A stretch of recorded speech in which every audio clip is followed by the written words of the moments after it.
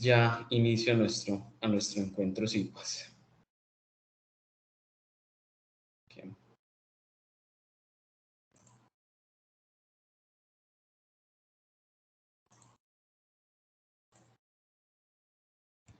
Bueno, muy buenas noches nuevamente, un saludo muy especial. Gracias pues a los asistentes, a los estudiantes que hoy nos acompañan pues el día de hoy en nuestro sexto CIPAS, correspondiente pues al paso 3, análisis de la información de nuestro curso Estadística Descriptiva 2040-40.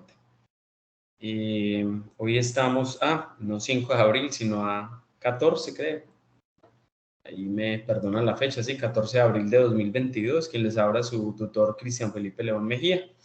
Entonces vamos a dar inicio, sí, vamos a dar inicio, pero entonces recordarles que este es un recuento general.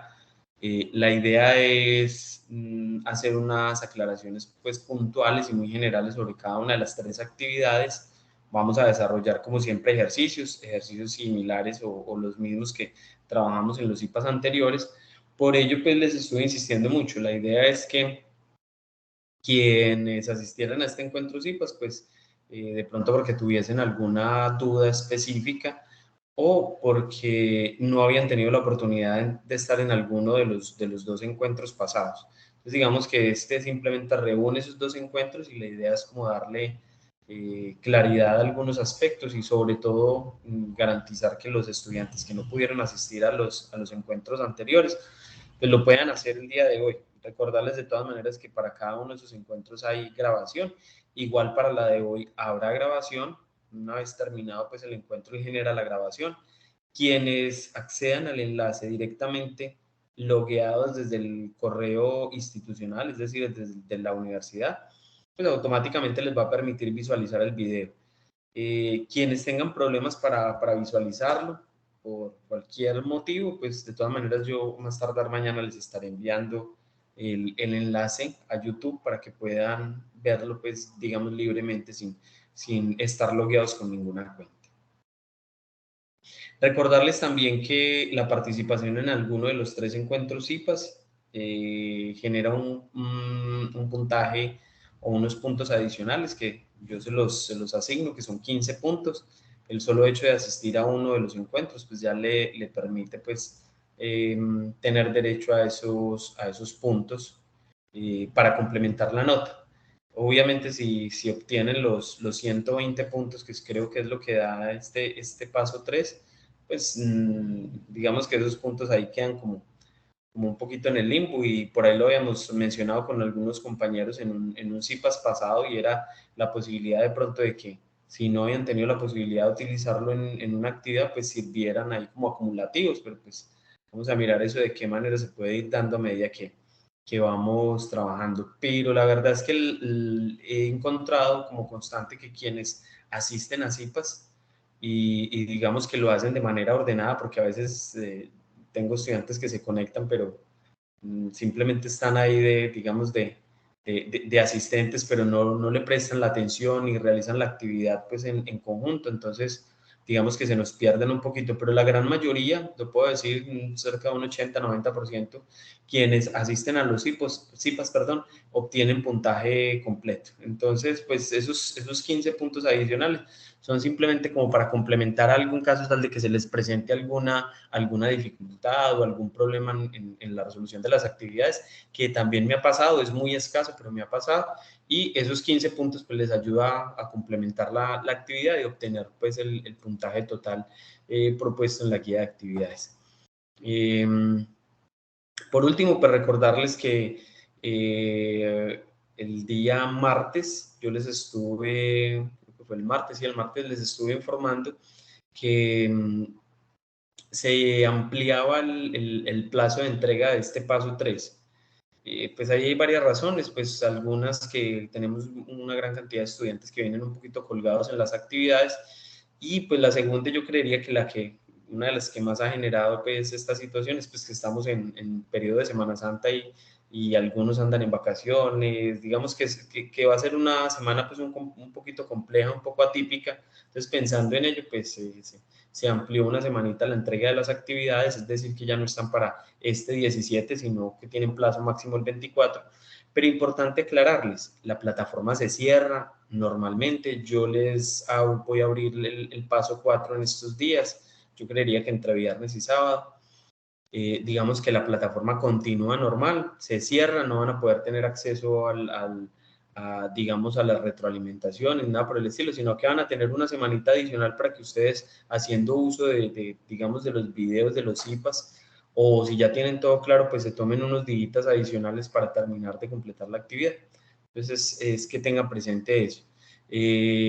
Obviamente ya no las van a poder subir a través del entorno de evaluación, sino que me las tienen que enviar o a través del correo interno del campus o a través del correo institucional cristian.leon@unat.edu.co, que se los comparto constantemente cuando les hago retroalimentación, cuando les envío un mensaje. Entonces ahí está mi correo constante para que me puedan escribir y puedan enviar la actividad pues, que corresponde a este paso 3, análisis de la información. Entonces, son como las cositas que les quería mencionar antes de arrancar el encuentro y arrancar pues desde la actividad 1, que son básicamente 3 actividades, la 2 y la 3 pues son un poquito, digámoslo, entre comillas, un poco extensas, pero son muy desarrollables. Entonces, en este momento, pues abro el espacio si de pronto alguien quiere hacer algún comentario, aclarar o que quiera que le aclare frente a la información que les acabo de suministrar, pues este es el momento. De lo contrario, pues damos inicio con el primer paso, o con la primera actividad, perdón.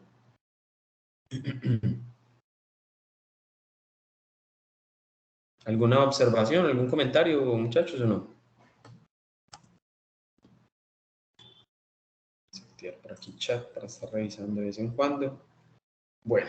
Por mi parte, ninguna, qué pena, ninguna. Listo, perfecto, perfecto. Muchas gracias. Tranquilos, cuando quieran intervenir, bien puedan. Esa es la idea. Daniela.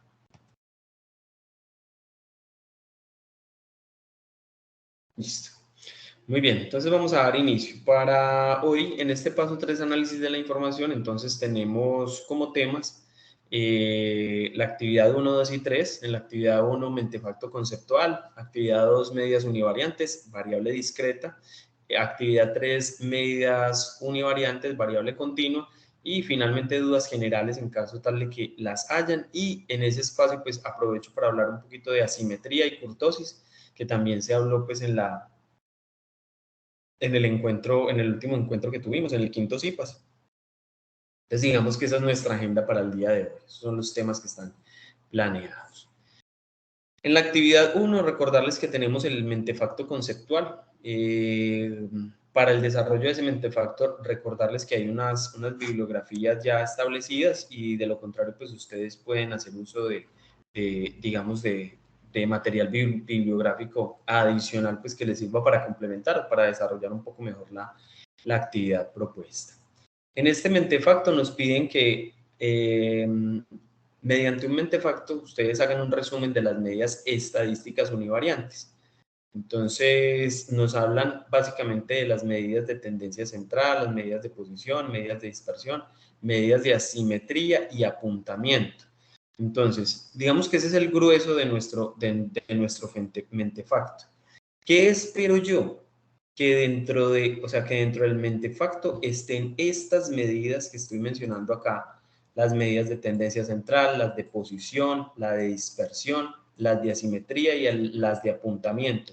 ¿Estén en qué sector del mentefacto? En las infraordinadas, en la parte inferior del mentefacto.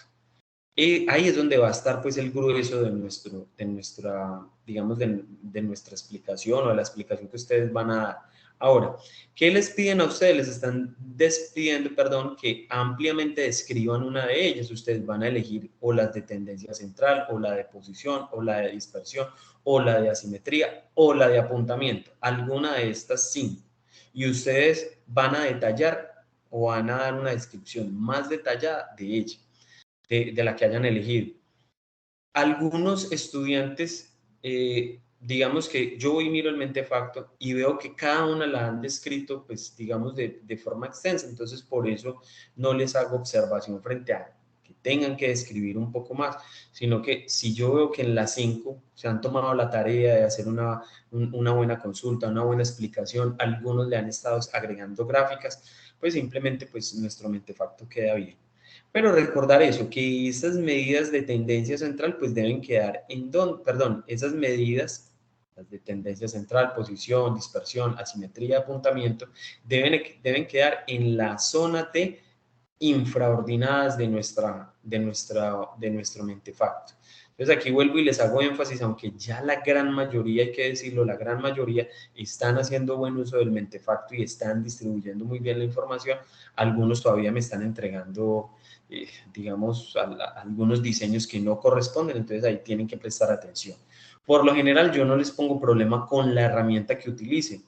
Herramientas hay muchas, incluso el mismo Word nos sirve y gran parte de los estudiantes o una buena cantidad utilizan las herramientas de Word para crear el mentefacto y eso es válido. Entonces, frente a la herramienta que utilicen no hay ningún problema. Lo importante es que esté la estructura pues definida. Aquí nos hablan de, digamos, de unas digamos, características generales. Nos dicen que la idea principal debe estar como tal en la parte central del mentefacto, que en la parte superior de la hoja debe describir con exactitud cuál es el tema que se está tratando, desarrollar hacia abajo y a su alrededor el resto de las ideas relacionadas con el tema. Recordar que al lado izquierdo pues están las isoordinadas, en la parte inferior las infraordinadas y al lado derecho la exclusora. Ya lo vamos a ver a través de una imagen. Pero entonces sí es importante que nuestro mentefacto tenga esa estructura. Aquí yo les presento pues 3 imágenes de las muchas que ustedes pueden encontrar en internet sobre cómo distribuir. Y digamos que en cada una de ellas pues hay conceptos, pero también hay elementos que nos ayudan a ubicar elementos dentro de ese mentefacto. Cuando nos hablan de la supraordinada, pues simplemente es describir o dar unas características generales sobre lo que estoy hablando, en este caso, sobre las medidas estadísticas univariantes. Al lado izquierdo, las isoordinadas, pues también generar un concepto un poco ya más detallado, si ustedes quieren, digamos, incluir elementos adicionales en ese concepto, es válido, si simplemente hacen una definición, perfecto, también está bien. Al lado derecho, incluir la exclusión. Recuerden que la exclusión es un tema que esté relacionado con, digamos, las medidas estadísticas, pero que no tenga que ver con el tema que estamos tratando en el día de hoy, que es las medidas estadísticas univariantes. Y finalmente, en la infraordinación, pues ya es la definición de cada una de esas 5 medidas. Es tomar cada una de ellas y empezar a desglosarlas de manera correcta. Recuerden que simplemente nos están pidiendo mencionemos conceptos generales de cada una de ellas y tomando una sola de ellas, si quieren tomar más pues es válido, si la quieren hacer para todos también es válido, pero sobre todo una de ellas deben desarrollarla, digamos, de manera más detallada, o sea, hacer una consulta adicional, estructurarla mucho mejor. Eso es lo que nos pide el mentefacto y eso es lo que yo estoy revisando. Les repito, si alguien tiene las cinco medidas estadísticas univariantes descritas cada una de forma general y pues bien desarrolladas con elementos puntuales, pues ya sobraría el tema de que se centren en una sola. La idea es al menos que estén la definición de cada una de ellas y elijan una para describirla un poco más a fondo y agregarle elementos adicionales. Eso es lo que se está pidiendo en esta primera actividad del mentefacto. Entonces, aquí en este momento, pues yo les doy la palabra, a ver si hay alguien que de pronto tenga alguna duda, alguna observación, alguna opinión frente a esa actividad, que digamos ya pues la hemos mencionado bastante. Entonces les doy la palabra si alguien quiere mencionar algo con respecto a esta primera actividad. Buenas noches. Buenas noches. Profe, yo para el tema de la exclusora hablé de las medidas bivariantes. Con eso no tengo ningún inconveniente. Ningún inconveniente, perfecto. E incluso es simplemente mencionarla. Hay estudiantes que de pronto la mencionan y le agregan otros elementos, o sea, de pronto desarrollan el tema, pero no es el caso, simplemente con mencionarla, perfecto. Es un tema que está relacionado con nuestras medidas estadísticas y simplemente es un tema que no va a ser tratado dentro del mentefacto, entonces estaría perfecto. Listo, gracias. Listo. ¿Alguien más de pronto algún comentario? Tutor, buenas noches. Buenas noches. Se pueden definir las 5, y ampliar el tema en una sola. Correcto. Eso es lo que nos pide la guía. Tú simplemente defines las 5, una definición general, y eliges una de ellas y esa ya la desarrollas pues a fondo. Ok, profe, gracias. Con gusto. Muy bien. ¿Algún otro comentario o observación? Perfecto. Bueno, entonces vamos con la actividad 2. Aquí ya nos hablan, obviamente, vamos a hablar de medidas univariantes. Vamos a trabajar sobre variable discreta. Entonces, nuevamente nos dan nuestra bibliografía, ahí está presente esa bibliografía, y dentro de la descripción de la actividad nos dicen que a partir de la base de datos que venimos trabajando en el paso 2, sobre violencia intrafamiliar durante el periodo de pandemia, específicamente el mes de septiembre del 2021, cada estudiante deberá elegir una variable cuantitativa discreta distinta, manifestarlo en el foro y resolver los siguientes incisos. Yo aquí he visto que la gran mayoría de estudiantes pues, que han participado en el foro han sido muy juiciosos con ese tema. Algunos lo han hecho de forma pues, anticipada y pues en realidad hasta ahora no he tenido ningún problema con que dos estudiantes pues tengan dificultades porque eligieron la misma variable o algo por el estilo. No han sido muy respetuosos frente a eso y lo han estado compartiendo, que eso es lo ideal. ¿Y cuál es el objetivo? Pues que a la hora de socializar en el foro, pues todos los estudiantes puedan ver diferentes, digamos, diferentes situaciones y diferentes análisis y digamos que de eso se trata un poco y como empezar a compararlos. Algunos de pronto han tenido tiempo, incluso trabajan sobre otras variables que tienen los compañeros y tratan de cotejar un poquito la información y eso está bien porque eso hace parte del proceso de retroalimentación, que es importante acá que cuando hagamos observaciones a los compañeros lo hagamos con el mayor respeto, siempre invitando pues digamos al proceso sobre todo de conceptualización y de aprendizaje en este tema y que lo invitemos al compañero de pronto si estamos observando algún error, alguna falencia, lo invitemos pues a corregirla, pero siempre dentro del marco del respeto. Y en realidad pues eso es lo que ha ocurrido. Yo he visto que algunos estudiantes han tenido la oportunidad en diferentes grupos de observar los trabajos de los compañeros y hacen observaciones positivas y otras observaciones, no voy a decir que negativas, sino constructivas. De pronto encuentran fallas, encuentran errores y les hacen observaciones donde los invitan pues a mejorar la actividad y quienes reciben esas observaciones pues lo han tomado de buena manera y siempre pues con el ánimo de enriquecer el conocimiento y eso es lo que se busca dentro de esa interacción en el foro. Ojalá en todos los grupos se dieran. Lastimosamente no, es muy poco los que se da ese proceso, pero bueno, donde se da es bienvenido. Profe. Sí, señor, bien pueda. Qué pena, quería hacer una acotación en cuanto al tema, sino que a uno le da siempre susto es de pronto hacer una corrección y que de pronto en esa corrección uno incurra en un error y termine confundiendo al compañero. Claro que sí. Entonces, digamos que pues, yo he tratado lo posible de colaborar, pero siempre como con ese sustico de pronto de no embarrarla.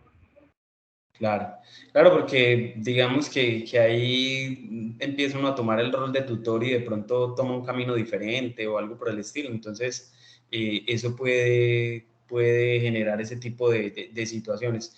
Pero vuelvo y insisto, desde que lo hagamos en el marco del respeto, siempre, digamos, buscando la manera de que el estudiante revise, el compañero, y pues finalmente yo digo que quien más enriquece de ese proceso es quien está haciendo el proceso de revisión y haciendo el comentario. Digamos que ahí está la parte gruesa e importante del tema. Pero sí hay que tratar de hacerlo, digamos, con respeto y con mucha seguridad de lo que hacemos. Y de pronto es más eso, de pronto no hacer, digamos, comentarios donde estamos afirmando exactamente que hay problemas o que hay algo mal, sino que la idea es, digamos, invitar a los compañeros a que chequen. ¿Qué ocurre muchas veces? Digamos, dentro de nuestro rol nuestros roles de tutores, muchas veces nosotros no esperamos de ustedes que tengan una actividad 100% bien realizada. Hay que ser realista y hay estudiantes que trabajan excelente, digamos que hacen el paso a paso, describen, incluso van más allá.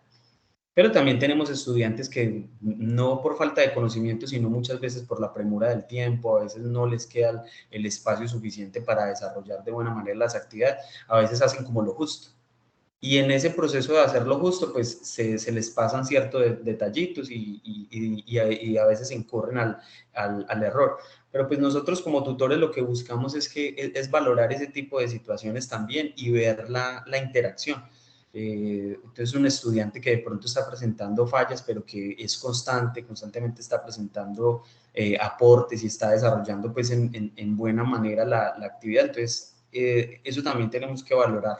Entonces no es solamente la parte del conocimiento, sino también digamos, el saber hacer las cosas. Entonces, muchas veces hay estudiantes que de pronto quieren hacer correcciones y lo que de pronto estamos es generando pues un poco de conflicto ahí, pero vuelvo y lo digo, desde que lo hagamos en el marco del respeto, con una buena intención y siempre de la mejor manera, pues siempre va a ser positivo. Y por ejemplo, en el caso tuyo, Carlos, yo vi por ahí unas observaciones muy interesantes que le hiciste a un compañero y caben, están perfectas, bienvenidas. Y la idea es eso, es generar un poco la posibilidad de que el compañero revise y diga, bueno, ¿qué me está pasando? ¿Será que es la aproximación? ¿Será que es de pronto el tipo de función que estoy trabajando? ¿Será que en Infostat hay más cercanía o se acerca un poco más a la realidad de los datos? Mientras que si yo lo trabajo en Excel, la aproximación es diferente. Entonces, son todo ese tipo de situaciones que son importantes manejarlas y que son bienvenidas ahí en ese proceso, ¿vale? Vale, muchas gracias. Bueno, señor, no, a usted es muy formal. Muy bien, entonces, entrando entonces en esa actividad 2, nos dicen que pues debemos elegir una variable cuantitativa discreta, recordar que esa variable cuantitativa discreta pues tiene una característica y la característica es que sean valores enteros, digamos que nos generen un proceso de conteo exacto. Sin ir más allá, pues simplemente que no sean valores decimales. Esa es como la característica de la variable que deben haber elegido. Me ha pasado algo chistoso porque hemos hablado mucho sobre la variable estrato y digamos que el estrato nos muestra un valor numérico y nosotros lo podemos calificar como una cuantitativa discreta. Pero recordemos que hemos hablado de esa variable como una variable que describe una característica, más no genera un proceso de conteo. Pero pues, no sé, algunos estudiantes lo pasan por alto y sin embargo la analizan y la trabajan. Pero volvemos a lo mismo, o sea, yo podría entrar de una y decirles, no, es que está mal porque la variable que están eligiendo, estrato social, no debería estar ahí incluida. Pero hacen el proceso bien, o sea, hacen el conteo bien, hacen la gráfica bien, hacen la gráfica de barras, la gráfica de líneas, hacen bien todo lo que tiene que ver con las medidas. Entonces, digamos que yo no puedo entrar ahí, o no es lo ideal entrar yo ahí y decirles, es que está mal porque la variable que eligieron está mal, pero si tiene un valor numérico. Entonces, yo que he hecho en algunos casos, pues lo he estado revisando y reviso más el proceso que la variable que están trabajando. Entonces, ahí pues les quería mencionar ese aspecto. Entonces, pues obviamente, mirando la parte práctica, vamos a entrar aquí a nuestro archivo y recordar un poquito ese tema de la variable. Ampliar acá, voy a aumentar aquí un poquito el zoom. Y en esa variable discreta, pues nosotros tenemos acá y hemos trabajado la cantidad de mujeres que viven o que hacen parte de un hogar o de una vivienda. ¿Por qué la considero una variable discreta? Pues por lo mismo, porque los conteos se dan 0, 1, 2, 3, 4, 5 o 6, o sea, es un conteo. Entonces, como tal, yo la puedo clasificar dentro de una variable discreta. Ahora, ¿qué me está ocurriendo también? Resulta que algunos estudiantes han tomado unas variables que tienen la característica de ser discreta, pero digamos, su distribución de datos es muy amplia. Por ejemplo, alguien eligió edad y resulta que las edades están constantemente, digamos, no se repiten con mucha frecuencia, entonces sale un listado a la hora de construir esta tabla que yo tengo acá, pues cuando vienen y arman el listado, les sale un listado gigantesco, muy grande a la hora de analizar, y si nosotros vamos a entrar a analizar esos datos, pues el estudiante lo hace bien y nuevamente se lo calificó bien, correcto, porque hace todo el proceso de la tabla, hace las medidas, bueno, todas las gráficas bien diseñadas, pero a la hora de analizar esa información, pues en algunos momentos se puede considerar irrelevante porque son muchos datos. Entonces, quiero aquí recordarles que en algún CIPA se los dije, si las variables que aparecen acá, en este listado, cuando yo aplico el filtro y vengo miro acá, son muchos datos, independiente de que sea una variable discreta, son muchos datos, como en el caso de la edad, pues lo ideal sería dejarla para trabajarla a través de datos agrupados, o sea, hacer una agrupación. Que es que de 15 a 20 un grupito, de 20 a 30 otro, y armar como grupos, obviamente realizando el proceso pues determinado para poder armar esos grupos o esos grupitos o esas clases. Entonces aquí es importante también a la hora de elegir una variable discreta, pues verificar que no tenga un rango de datos tan amplio, o sea, que sean medianamente pequeño el rango para poder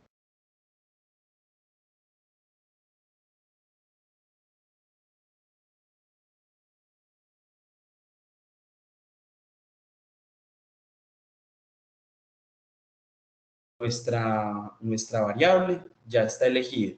¿Qué nos están pidiendo? Y vamos a mirar de una vez las actividades que nos piden.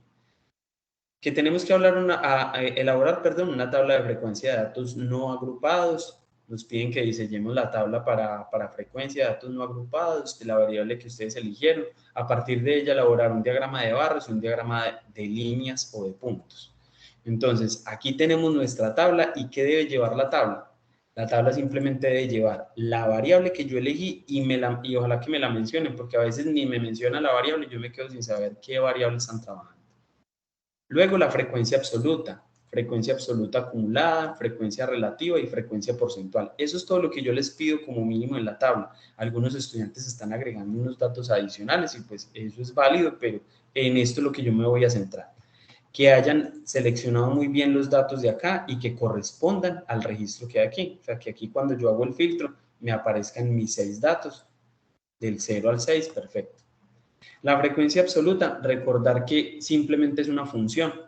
Nuestra función igual contar puntos i, donde yo le doy el rango de los datos, miren aquí está en azul, todos los datos que yo tengo en mi base de datos o en mi registro, y separado por punto y coma, el criterio a comparar, en este caso, el 0, es decir, voy a mirar cuántas veces se repite el 0. Y así para cada una de ellas está la fórmula. De esta manera, entonces, él me hace mi conteo y al final me debe generar la misma cantidad de registros que yo tengo en mi base de datos. Profe, qué pena, voy a ausentarme unos 10 minutos. No sé si de pronto cuando vuelva esté aquí todavía o cómo sería para el tema de la asistencia.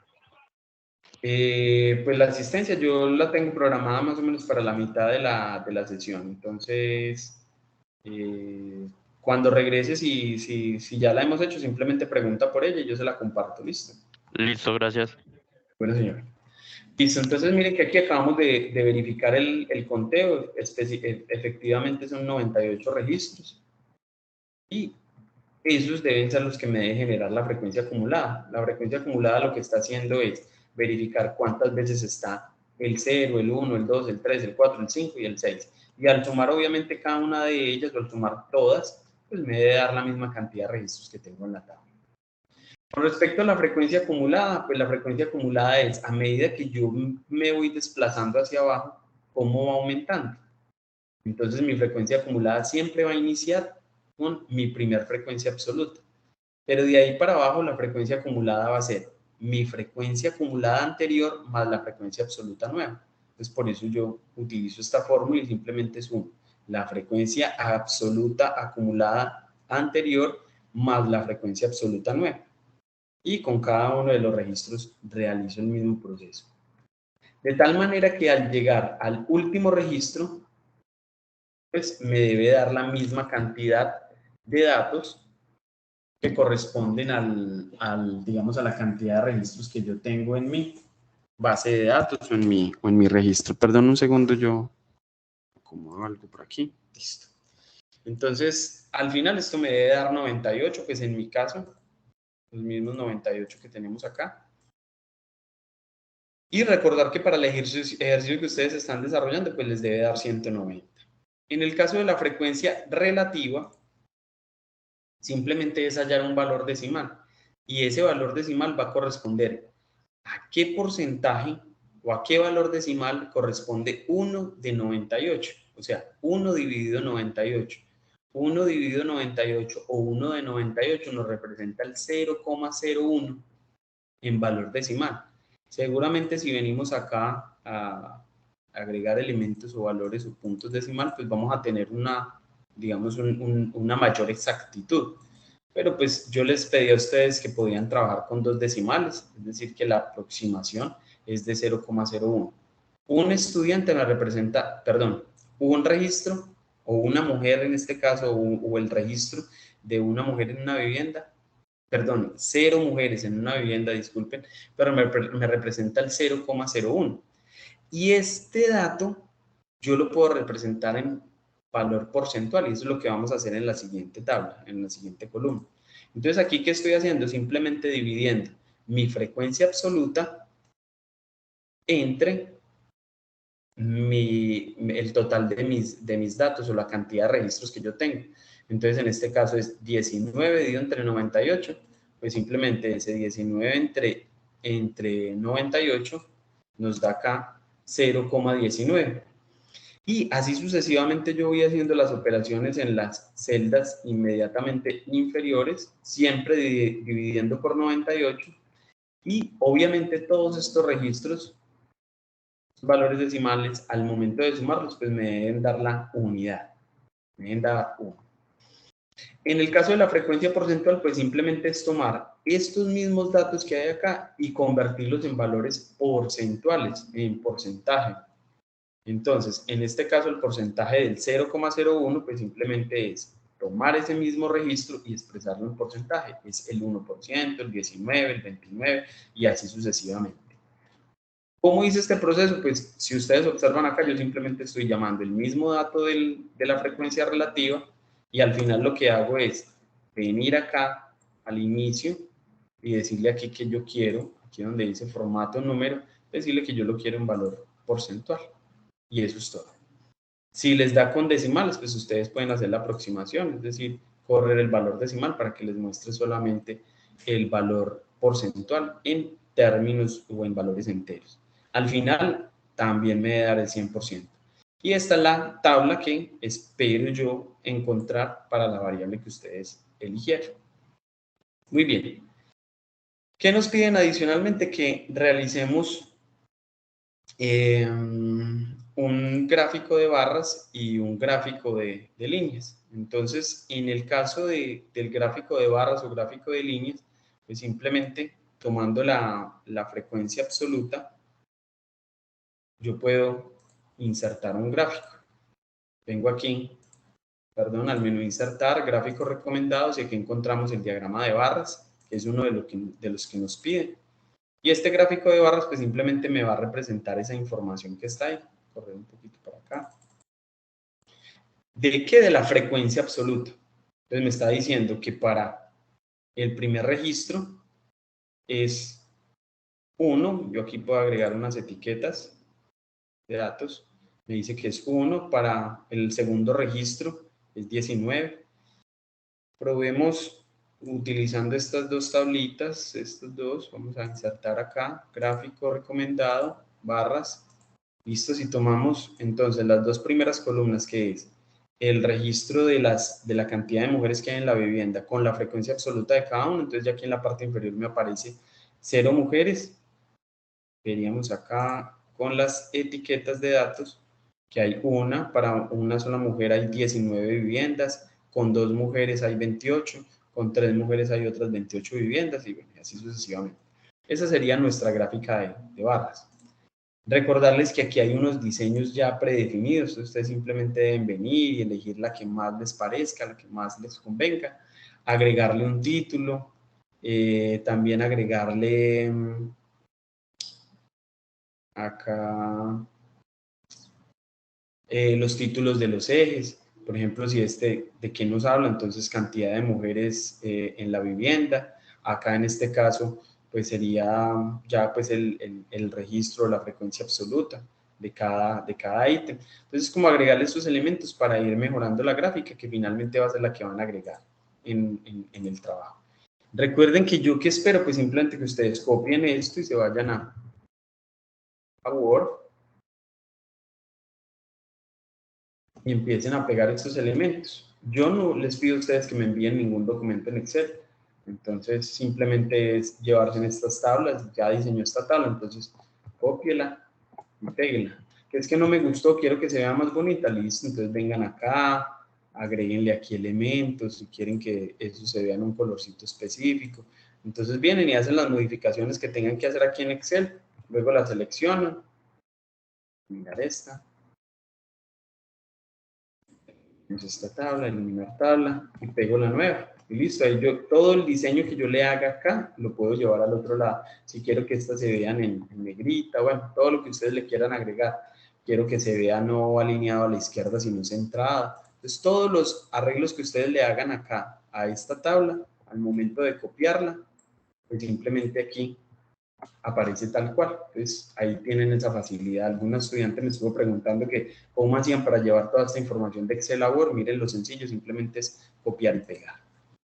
Muy bien. Para la gráfica de líneas, pues volvemos, hacemos lo mismo, seleccionamos las dos columnas, le decimos insertar, gráficos recomendados, y mire que por acá también tenemos una de líneas. Entonces, simplemente seleccionamos, le decimos aceptar, y nuevamente nos muestra que para cero pues tenemos estos registros, le podemos aquí agregar las etiquetas de datos, pues como para que nos muestre cómo va comportándose. Entonces vemos aquí que hay una subida, vuelve y baja acá en este caso. Bueno, entonces es eso. Si a ustedes les piden un análisis de estos datos, pues simplemente es que ustedes revisen esa información y ustedes, yo aquí podría decir que lo que más se evidencia en los hogares encuestados es que hayan entre 2 y 3 mujeres en los hogares. También podría decir que es un poco común que en un hogar de los encuestados no haya mujeres, porque vea, solamente hubo uno. Entonces, eso hace parte del análisis, eso es lo que nos piden a nosotros ahí cuando nos hablan de que analicemos los resultados obtenidos, es eso. ¿Listo? Recordarles también que aquí tenemos un tema y es la situación de la moda, que son los datos que más se repiten dentro de nuestro registro. Aquí lo podemos encontrar. Aquí hay una situación bimodal, porque tenemos dos modas. Las dos modas es que hayan 2 y 3 mujeres en un hogar. Eso es como la moda de nuestros datos. Y ahí tenemos pues nuestra actividad realizada. Volvemos acá, vamos al literal B, nos dicen que medidas de tendencia central y de posición. Y también en la C nos hablan de medidas de dispersión. Entonces, ¿por qué paso rápido en las dos? Porque yo lo que he hecho en los CIPAS pasados es que yo les paso todas las medidas y ya ustedes pues las van y las ubican dependiendo del ítem o el punto que ustedes van a trabajar. Entonces yo aquí tengo las medidas de tendencia central, las tengo resaltadas en verde, básicamente son media, moda y mediana. En azul tengo las de dispersión, varianza, desviación estándar, mínimo, máximo, el rango, el coeficiente de variación y finalmente las medidas de posición que nos hablan de cuartiles, rango intercuartílico, percentiles, asimetría y kurtosis.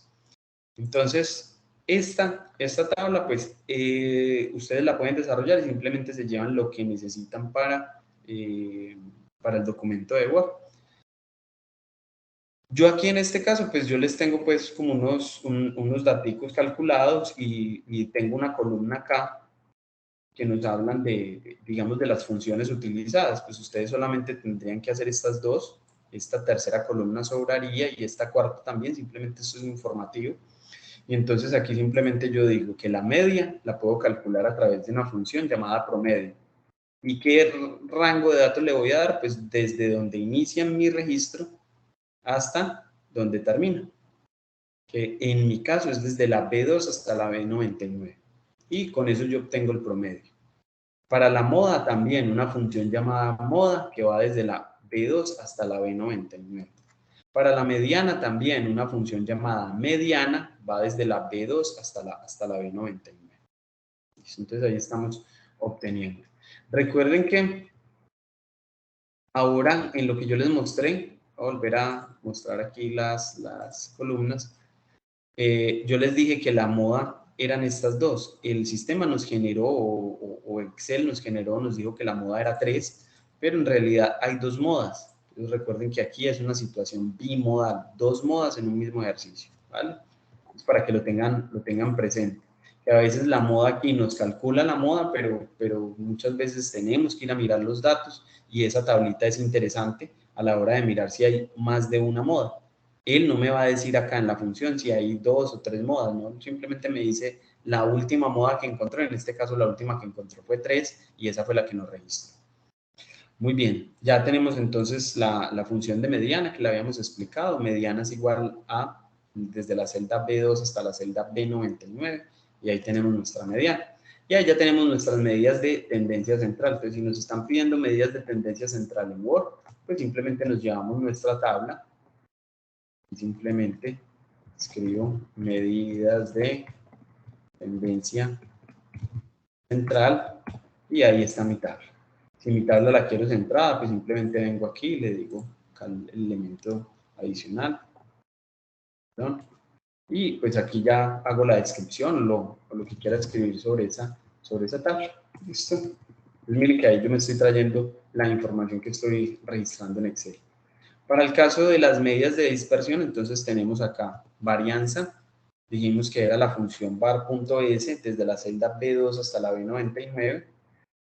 En el caso de la desviación estándar, tenemos una función que se llama dest.m, desviación estándar media, que va nuevamente desde la celda B2 hasta la B99, es decir, todos los registros que tenemos en nuestra tabla.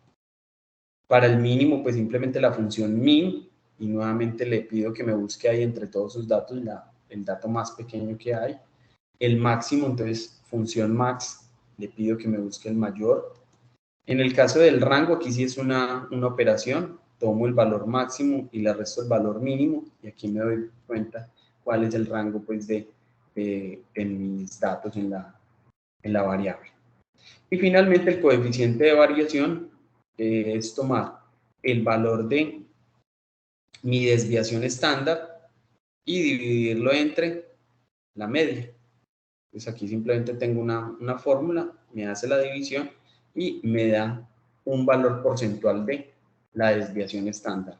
Recordar aquí que si por alguna razón aquí les dio un valor numérico, pues simplemente ustedes lo que hacen es venir acá, seguramente les dio algo como esto, entonces simplemente vienen acá, le piden que se los muestre en porcentaje y le pueden pedir que baje los valores decimales y que le muestre un valor entero cerrado en porcentaje, 53%. Entonces ahí tenemos nuestro coeficiente de variación. Y con eso tenemos las medidas de dispersión. Nuevamente, como les dije hace un momento, medidas de dispersión, entonces medidas de dispersión y agrego mi tabla y eso es todo. Miren cómo de una forma muy sencilla yo voy construyendo mi trabajo a partir de los datos que estoy obteniendo. ¿Alguien de pronto quiere tomar la palabra? Profe, una pregunta. Claro. Siempre en la variable que dice variancia o desviación, el número grande que nos dé lo vamos a dejar así entero. Me estás hablando de esta, varianza. De esas dos siempre las vamos a dejar así enteros. O sea, el número grande que nos dé lo vamos a dejar tal cual. Como ustedes quieran, digamos que eso es más un tema de presentación. Entonces ustedes, perdón, aquí, ya. Vengo aquí y simplemente hago la aproximación decimal. Entonces yo lo puedo dejar para que sea más bonito así a 2 decimales. Pero pues eso es decisión de ustedes. Igual la información está ahí. Cuando ustedes trabajan con las funciones de Excel, él toma el valor real que tiene aquí la varianza que es en realidad 2,14, Entonces él tomaría ese valor, pero por presentación pues sí se ve un poquito más estético si lo manejamos a 2 o 3 decimales. Entonces pueden hacer la aproximación. Si no lo hacen también está bien, porque pues simplemente me están mostrando el valor real que les dio. ¿Listo? Ok, profe, muchas gracias. Bueno, ok, con gusto.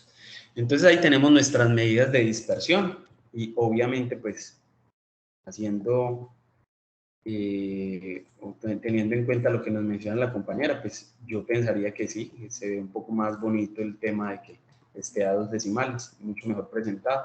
Entonces nos da un poquito más de presentación. Y sobre todo que no vayan a incurrir en algo que les estaba ocurriendo a algunos estudiantes en las actividades del paso 2, y era que estaban tomando estos valores acá y, por ejemplo, lo tenían a 3 decimales y me decían, no, es que ese es el número 2151 o 1467. No, tener muy presente que cuál es el valor o cuál es el elemento o el carácter que separa mi valor decimal. Cada que nos encontremos una coma en Excel, pues en realidad nos está hablando desde que aquí termina la parte entera y empieza una parte decimal. Entonces, tener muy presente eso, no confundir el 2,151 con el 2151.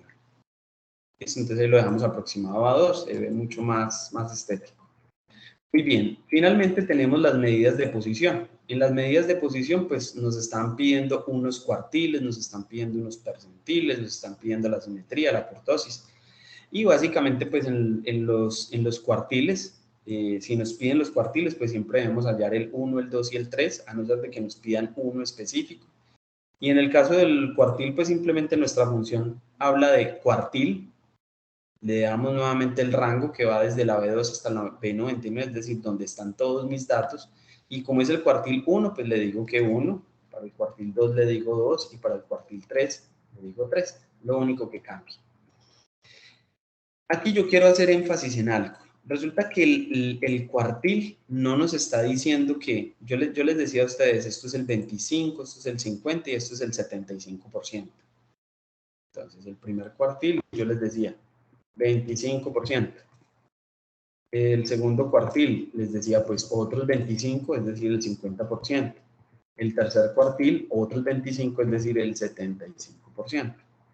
Entonces, yo les decía que correspondían pues a este porcentaje. Pero ¿qué es importante? Entender que no es que el 2, el número 2 solito, sea el cuartil 1. No, ese es el límite, hasta ahí llega mi cuartil 1. Es decir que si en mi variable está el 0, el 1 y el 2, entonces en el cuartil 1 están ubicados el 0, el 1 y el 2, y mi límite es el 2. Para el cuartil 2, el límite es el 3.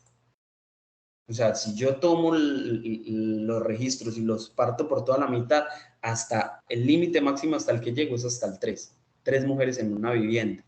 Pero ¿qué pasa en el cuartil 3, que es el 75%? Pues ocurre algo parecido. Me voy y parto, o sea, me ubico en la última posición, en el 75%, y vuelvo y me encuentro al 3. Es decir, que todavía al 75% sigue prevaleciendo de que son 3 las mujeres en los hogares. Entonces es tener presente eso, que en el cuartil 3 no es que ese sea el valor único, sino que ese es nuestro límite, hasta 3 llega. Y seguramente los otros valores, 4, 5 y 6, los vamos a encontrar en el cuartil 4. ¿Por qué los vamos a encontrar en el cuartil 4? Pues porque están en menor medida, están representados. La mayor cantidad de familias que yo encuesté tenían 2 y 3 integrantes en una familia. Entonces, digamos que eso es lo que más prevalece. Por eso están tan presentes en los diferentes cuartiles. Es tener presente esa situación. Muy bien, cuando nos hablan del rango intercuartílico, pues simplemente es un dato que se genera de hacer una resta entre el cuartil 3 y el cuartil 1, y eso es todo lo que nos piden a nosotros. Rango intercuartílico, 1. Eso es todo lo que nos están pidiendo. Para el caso del percentil, tenemos una función y se llama percentil.exc. ¿Qué le vamos a dar? El rango de datos nuevamente, separado por punto y coma, y luego le vamos a indicar qué percentil queremos. Aquí no podemos hablar de 16, 17, no. Tenemos que tomar el percentil que queremos y dividirlo entre 100. Por ejemplo, si fuera el percentil 5, pues yo tomaría 5 y lo divido entre 100 y me daría 0,05.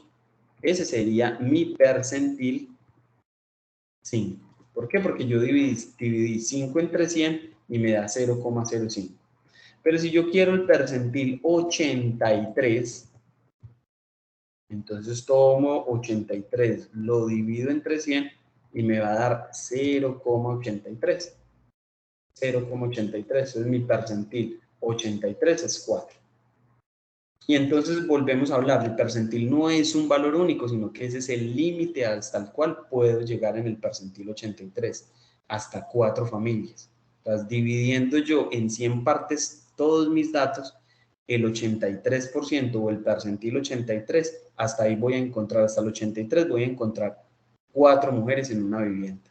Eso es lo que nos está diciendo el percentil. ¿Alguien va a hablar?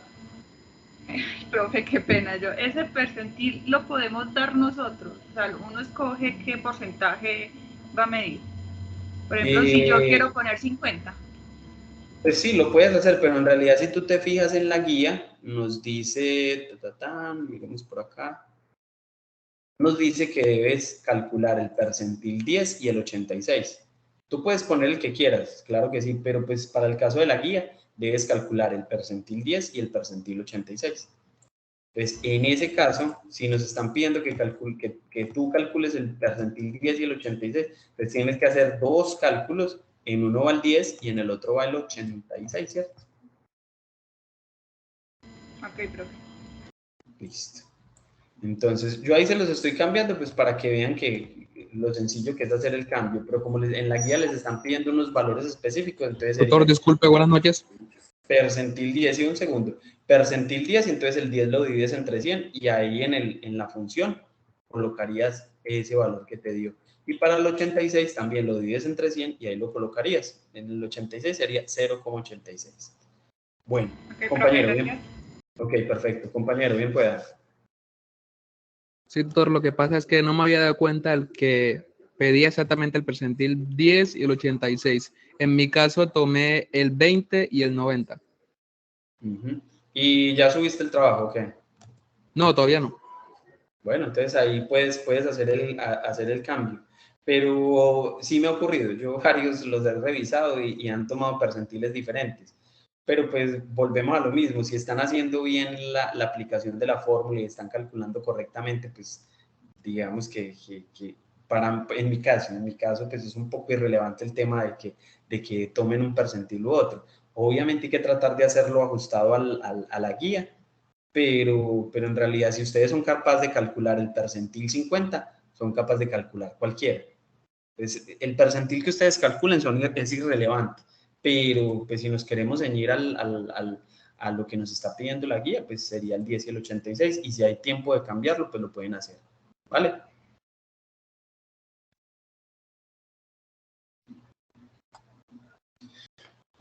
Muy bien, continuamos entonces. Aquí volvemos con el tema, o terminamos más bien con las medidas de posición, y nos hablan de coeficiente o asimetría, el coeficiente de asimetría. Para la función, pues simplemente decimos coeficiente, punto asimetría, y le damos el rango y él automáticamente nos genera un valor de asimetría. Acá volvemos a lo mismo, para que se vea bien presentadito, pues podemos decir que no lo trabaje a 2 decimales. Y simplemente ahí está representado. Ese es el valor de la asimetría. Ahora, ¿cuál es la ventaja cuando ahora estemos hablando de asimetría y kurtosis al final de la guía? Pues simplemente que la asimetría nos interesa es si el valor es negativo, es positivo, o si es exactamente cero. Entonces, ahora lo vamos a mirar cuando estemos analizando lo que es la asimetría y la kurtosis.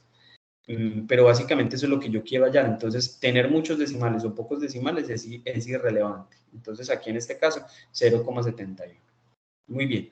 Para la kurtosis, también tenemos una fórmula, perdón, una función, kurtosis, y le damos nuestro rango y obtenemos nuestro dato. Aquí la kurtosis nos dio negativa.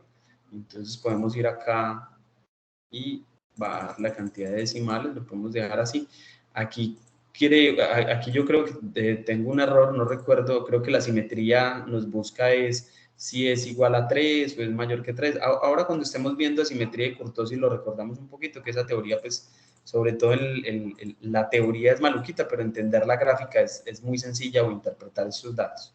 Entonces ahora vamos a mirar y aquí nos va a interesar mucho qué valores tenemos y básicamente nos interesa mirar si es positivo, si es negativo, si se acerca a 3 o no se acerca a 3.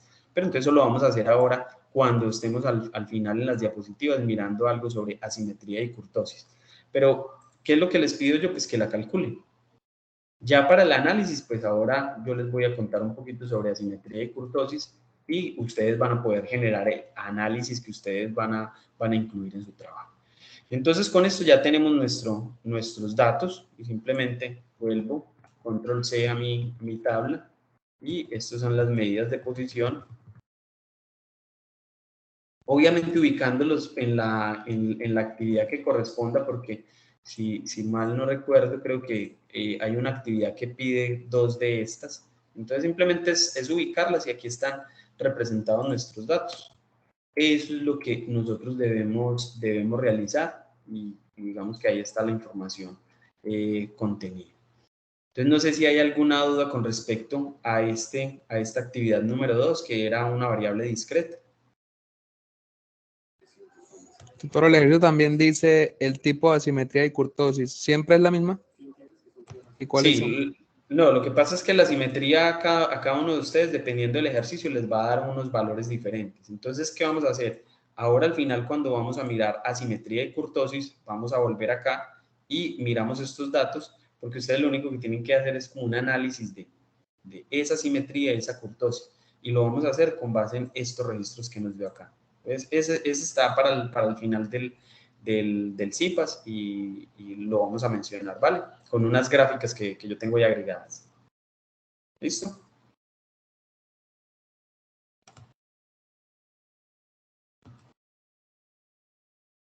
Muy bien.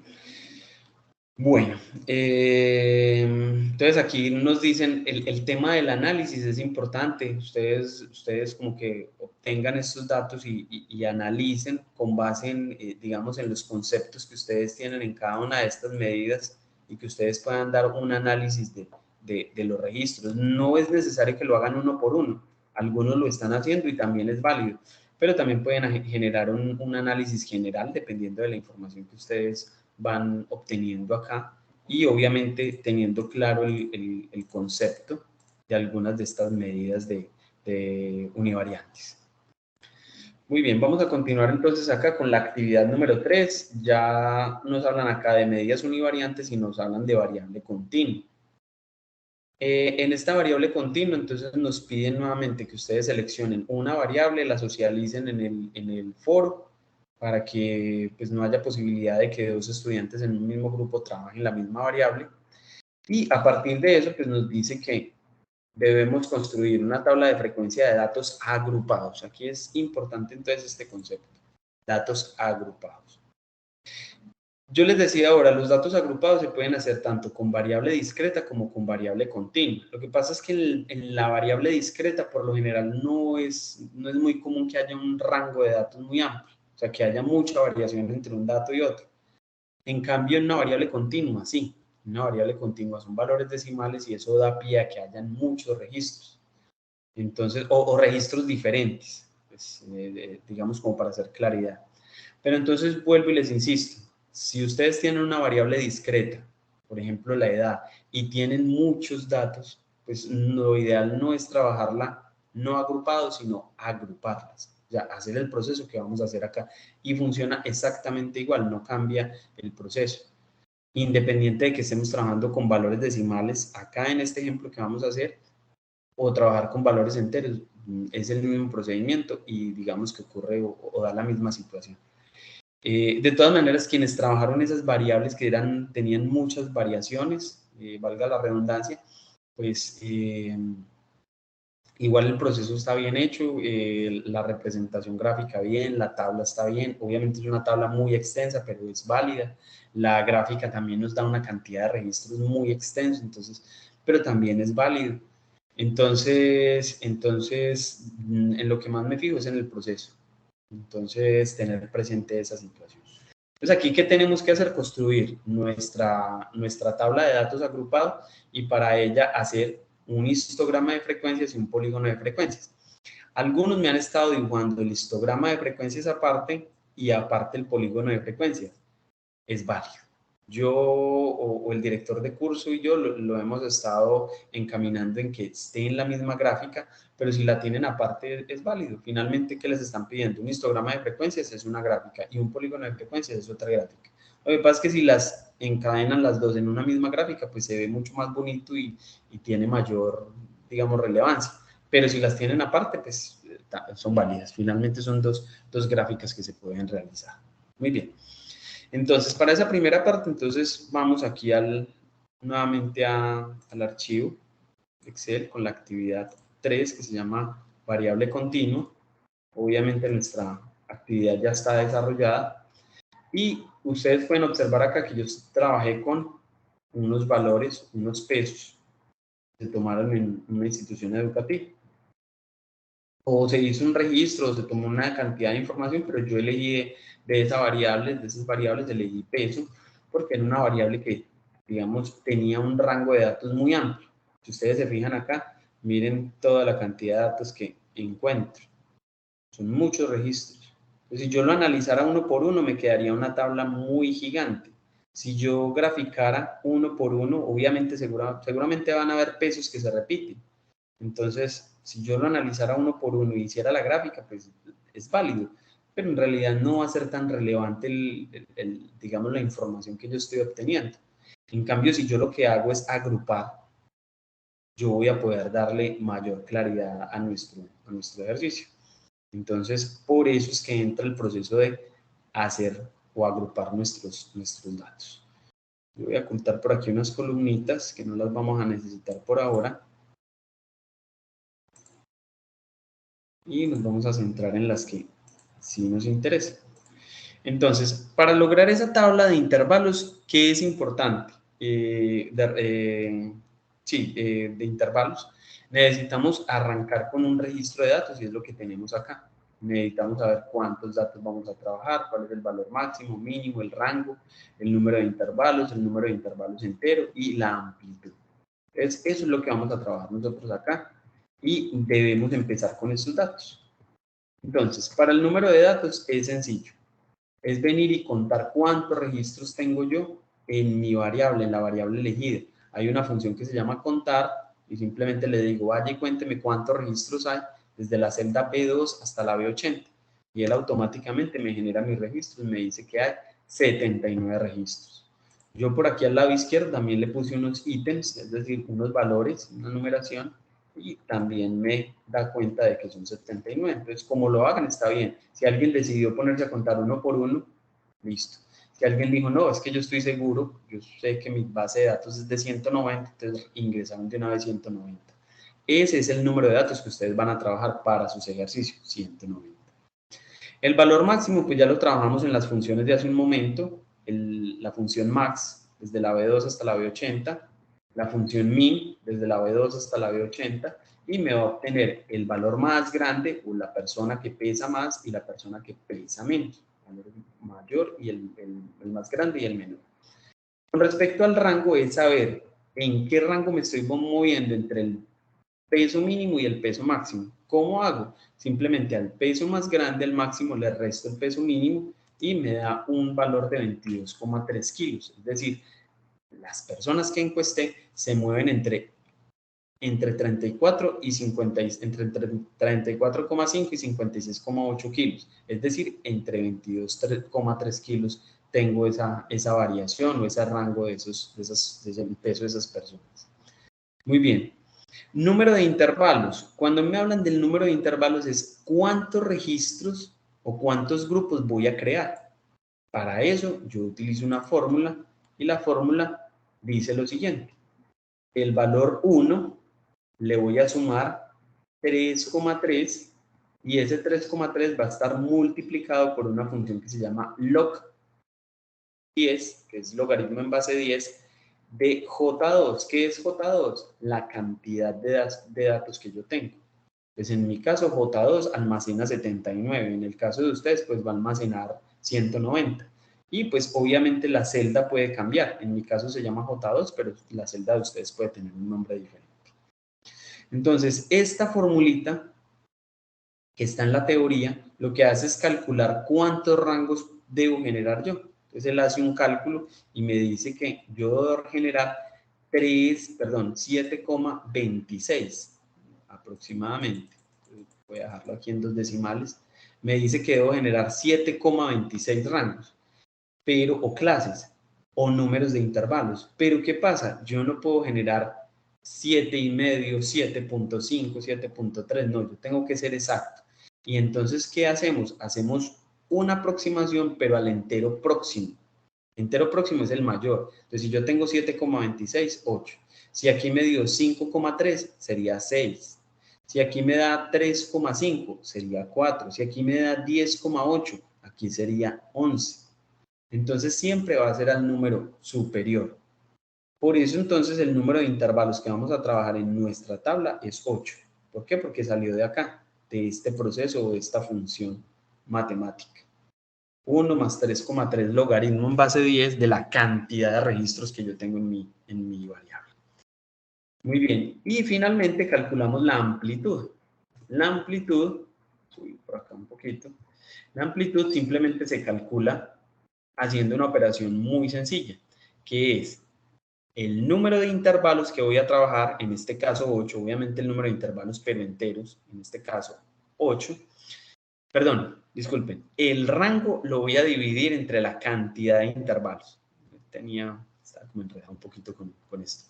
Entonces, el rango que yo obtuve lo voy a dividir entre la cantidad de intervalos. Entonces, miren que este 22,3 es la cantidad de kilos entre los que me voy a mover, entre el mínimo y el máximo. Entonces, ¿yo qué hago? Esos 22,3 los voy a repartir en 8 partecitas iguales para poder generar los rangos, dónde empieza el primer rango y dónde termina, y así sucesivamente, el rango 2, el rango 3, el rango 4. Entonces, eso es lo que me permite a mí la amplitud, saber cómo voy a ir pasando de un intervalo a otro. Entonces, ya teniendo estos datos, también lo voy a aproximar aquí a 2 decimales, sería 2,79. Simplemente paso a construir mi tabla. ¿Qué va a tener mi tabla? Mi tabla va a tener el número del intervalo, también llamado clase. Se puede llamar número de intervalos o clases. Ya sabemos que el número de intervalos son 8, entonces por eso aquí tengo del 1 al 8. Muy bien. Luego nos dice que debemos generar el intervalo inferior y el intervalo superior. Ya vamos a mirar cómo generamos el intervalo inferior y superior. ¿Listo? Intervalo inferior y intervalo superior. Esta columna que hay acá, yo la creé con el objetivo simplemente de hacer un poco más presentable nuestra gráfica. Y es el rango, o sea, saber que en el intervalo 1 va a tener un rango desde 34,5 hasta 37,2875. Y así cada uno de ellos. Miren que este rango corresponde a este registro y este registro. Este rango, este, y así sucesivamente para los 8. Si no lo tiene el rango de intervalos, no hay problema. Si no lo quieren incluir, no es necesario. Simplemente es como para que se vea mejor presentada nuestra tabla. Luego nos hablan de la frecuencia absoluta, luego nos hablan de la marca de clase y luego de la frecuencia acumulada. Esta es una tabla muy parecida a la que hicimos hace un momento. La diferencia es que aquí hay que trabajar con unos rangos o con unos intervalos. Entonces vamos a empezar a calcular. Entonces vamos con el intervalo 1. ¿Qué va a pasar con el intervalo inferior? Va a arrancar en el valor mínimo, por eso nos apunta a J4. En este caso, el J4 nos dice que es el valor mínimo. ¿Listo? Valor mínimo. Entonces ahí lo tenemos. Entonces por eso arrancamos acá con 34,5000. 34,5. ¿De dónde vamos a sacar el intervalo superior? Pues para poder generar el intervalo superior vamos a necesitar el intervalo inferior y le vamos a sumar la amplitud. Recuerden que la amplitud, yo lo que hice fue tomar estos 22,3 y dividirlo entre 8. Y de esa manera me da cómo voy a repartir en 8 partes iguales este rango. Entonces aquí le entrego mi primera partecita, es decir, 2,79 y él me genera ya mi intervalo superior. Ahora, ¿dónde empieza nuestro segundo intervalo? pues debe empezar precisamente donde terminó la anterior. Entonces, por eso simplemente hago relación a esa celda. Y miren que es el mismo valor, 37,2875. Para poder generar el intervalo superior, pues vuelvo y tomo el intervalo inferior y le sumo la amplitud, es decir, una nueva partecita de los 22,3 que había dividido en 8. Y así sucesivamente yo voy a ir generando. El intervalo inferior sería el intervalo superior anterior. El intervalo superior es coger el intervalo inferior y sumarle la amplitud. Y así con cada uno de los registros hacia abajo, hasta obtener el último registro.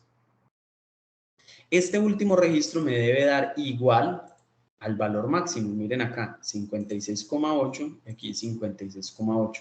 Es el mismo valor. Entonces aquí terminamos en el mismo dato. Entonces empezamos en 34,5 y terminamos en 56,8. Este es el valor mínimo y este es el valor máximo. O sea, el peso más pequeño que teníamos y el peso más grande que teníamos en los registros. Entonces ahí ya tenemos nuestros datos. Ya están calculados los intervalos. Para el rango de intervalos simplemente es una representación. Yo les expliqué en la clase pasada cómo concatenar celdas y registros. Entonces yo les expliqué que simplemente colocando el símbolo igual, entre comillas, por ejemplo, un corchete, luego el ampersand, que es la Y, ese ampersand, simplemente lo ubicamos. ¿Y qué quiere decir? Que lo voy a unir con otra cosa. O sea, que este corchete que hay acá, lo voy a unir con lo que esté en la celda K12, es decir, 34,5. Luego que lo una con un guión, aquí hay un guión. Luego que lo una con la celda L12, que es el intervalo superior. Y luego que lo una con un corchete que cierre. Entonces, ¿cuál es la ventaja de hacerlo así? Pues que yo después copio y pego y me queda mucho más fácil, digamos, generar esos intervalos. Aquí borro, puedo copiar y pegar. Pero la otra forma de hacerlo es, alguien dice, no, me causa mucha dificultad, entonces yo quiero hacerlo manualmente. Entonces vengo y digo 37,2875 40,0750 y cierro corchete. Listo, eso también es válido. Aquí simplemente me está representando, porque esto lo voy a utilizar ahora en la gráfica.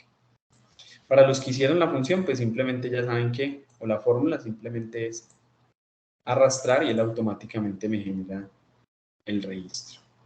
Muy bien, entonces aquí tenemos el rango de intervalos. Recuerden, esto es opcional.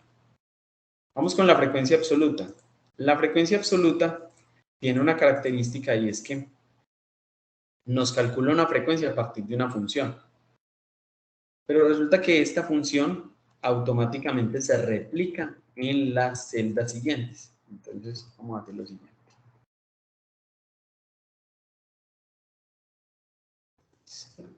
Voy a borrar esto acá.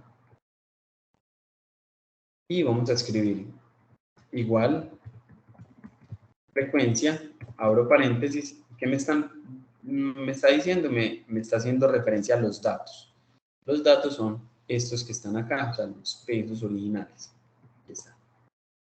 Separo con punto y coma y vuelvo al registro. A ver qué más me está pidiendo. Me dijo, listo, ya me dio los datos, ahora necesito que separe con punto y coma y me diga qué grupos son los que voy a trabajar. Los grupos que yo voy a trabajar son los grupos del intervalo superior. Y aquí hago una acotación importante, no incluir el último registro. O sea, aquí cuando ustedes registran el rango, perdón, los grupos, ustedes vienen y seleccionan y solamente hasta el penúltimo registro, sin seleccionar el último, listo. Y le dan Enter. Y él automáticamente le genera el resto de datos para abajo. O sea, ustedes no tienen que copiar y pegar la fórmula. Para los que no les funcione, no les haya funcionado, porque de pronto tienen un Excel antiguo, la idea es que hagan esta fórmula y lo que hacen es que seleccionen los datos a continuación y le dan Control Shift Enter, que esa fue la explicación que dio el tutor el director de curso, perdón, en un video que yo les compartí. Entonces, si no les funciona así, la otra opción es escribimos la frecuencia y luego hacemos Control Shift Enter seleccionando los datos hacia abajo, las celdas hacia abajo. Y de esa manera, pues yo tengo los registros. ¿Qué les debe dar? 79 en mi caso, a ustedes 190. Acá, es una sumatoria. Y es para verificar que la frecuencia absoluta esté correctamente calculada. Listo, entonces ahí está mi frecuencia absoluta. Para la marca de clase simplemente es una operación sencilla. ¿Qué nos dice? Que tomemos el intervalo inferior, míralo acá está en azulito, y lo sumemos con el intervalo superior, pero pilas, hay que incluirlo dentro de paréntesis, para que él haga primero esta suma y el resultado obtenido lo divida entre 2. Entonces, abro paréntesis, la celda donde está el intervalo inferior, más la celda donde está el intervalo superior, cierro paréntesis, dividido entre 2. Y ahí me genera mi marca de clase. Entonces, aquí estaría mi marca de clase, simplemente es, si yo no tengo los datos siguientes, pues simplemente lo que hago es acá, arrastrar mi registro hasta donde lo quiero obtener y ahí ya tendría mi marca de clase. Finalmente, frecuencia acumulada es tomar cada una de las frecuencias absolutas y irlas sumando. Recuerden que la primera arranca con la primera frecuencia absoluta, la segunda es la frecuencia acumulada anterior más la nueva frecuencia absoluta, y así sucesivamente, la anterior más la nueva, la anterior más la nueva, y al final les debe dar la misma cantidad de registros, en este caso 79, en el caso de ustedes 190. Entonces estos dos datos deben dar igual. Ahí están representados. Entonces ya tenemos nuestra tabla. Eso es lo que corresponde a la creación de esta tabla. No sé si tengan alguna duda con respecto a este desarrollo antes de que pasemos al siguiente punto.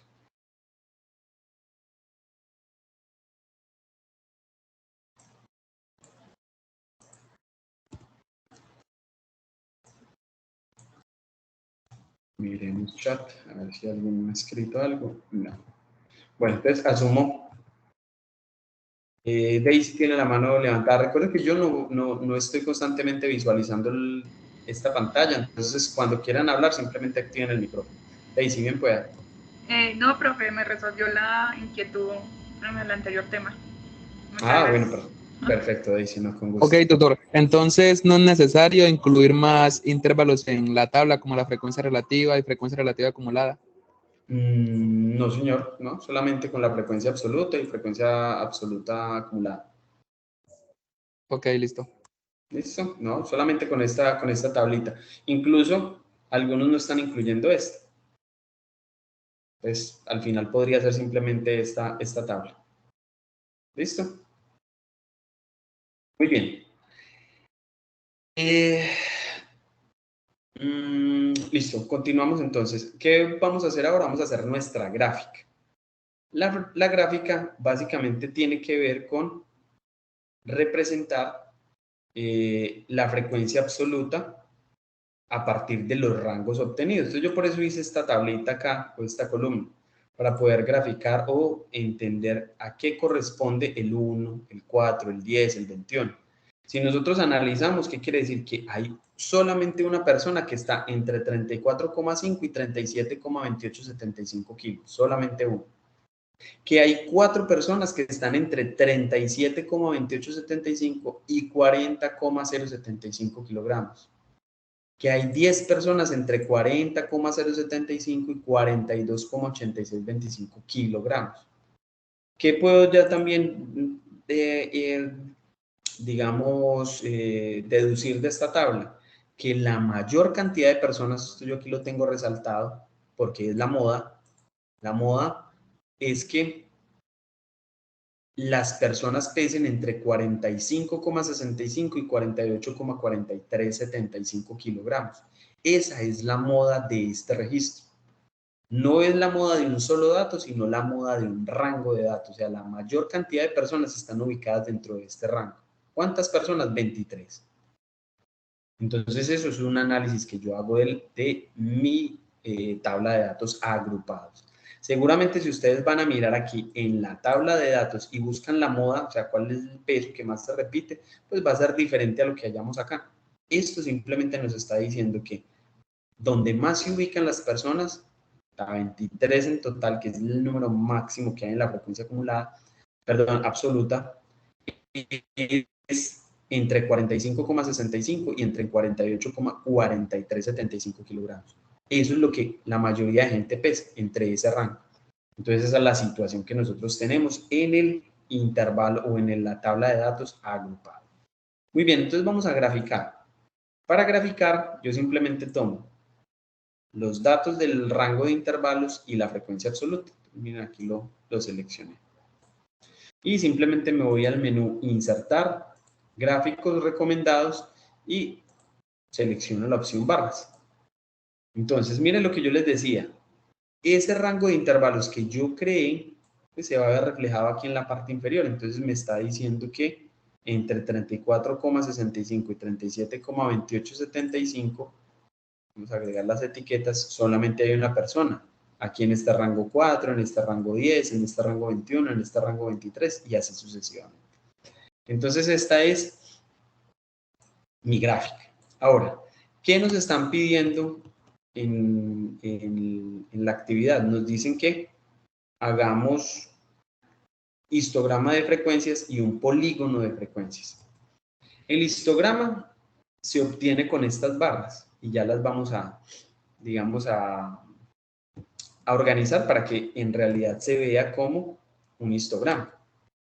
Y adicional a eso, pues vamos a generar un polígono. Entonces vamos a mirar cómo lo hacemos. Entonces, seleccionando nuestra gráfica, vamos a la opción Diseño de gráfico. En la opción Diseño de gráfico vamos a buscar una opción que dice Seleccionar datos. Y al seleccionar datos vamos a dar la opción Agregar. ¿Para qué es esta opción Agregar? Para agregar un nuevo registro. Pero entonces no le vamos a colocar nombre de la serie, sino que vamos a borrar aquí donde dice valores de la serie. Voy a correr un poquito de esto. En los valores de la serie voy a volver a seleccionar la frecuencia absoluta. Eso es todo lo que yo hago. Aquí en el valor de la serie voy y selecciono la frecuencia absoluta y le digo aceptar. Aquí nuevamente le digo aceptar y de esta manera nosotros vemos dos barras totalmente iguales. Yo voy a seleccionar por acá, le voy a decir que me quite la etiqueta de datos, lo voy a dejar así. Muy bien. Entonces ahí tenemos nuestra gráfica diseñada. Ahora, ¿qué va a pasar con estas barras naranjas? En mi caso salieron naranjas. Estas barras naranjas yo las voy a convertir en otro tipo de gráfico. Entonces voy a ir al menú Insertar Gráficos, pero aquí yo no voy a entrar a gráficos recomendados, sino que voy a ir directamente a la línea, líneas. Y le digo clic en el primer icono que dice líneas, simplemente, y él convierte esas barras en esta secuencia de líneas. ¿Listo? Entonces, con eso ya tendríamos el histograma de frecuencias y el polígono de frecuencias. Pero nos falta algo para que se vea totalmente bien diseñado. Entonces, para ello, seleccionamos las barras azules, le vamos a dar doble clic para que nos active un menú y aquí nos aparecen varias opciones. Vamos a seleccionar la última, tiene que ver con opciones de serie y vamos a buscar algo que se llama ancho del rango. Ahí tiene un 219%, lo vamos a pasar a 0 y de esa manera las barras se amplían y quedan unas unidas a las otras. Entonces de esa manera ya tenemos nuestro histograma. ¿Qué nos queda faltando en el histograma? Pues esto también es opcional y es la posibilidad de que esas representaciones pues tengan un borde como para identificarlas. Simplemente le digo aquí en borde, color negro, y me queda mi histograma y mi polígono de frecuencia diseñado. Eso es todo, obviamente agregándole título, agregándole aquí títulos de los ejes, tanto en la parte inferior como en la parte izquierda. Y ya simplemente ustedes le colocan los datos. Y este es el gráfico que yo espero que ustedes se lleven para el documento de Word.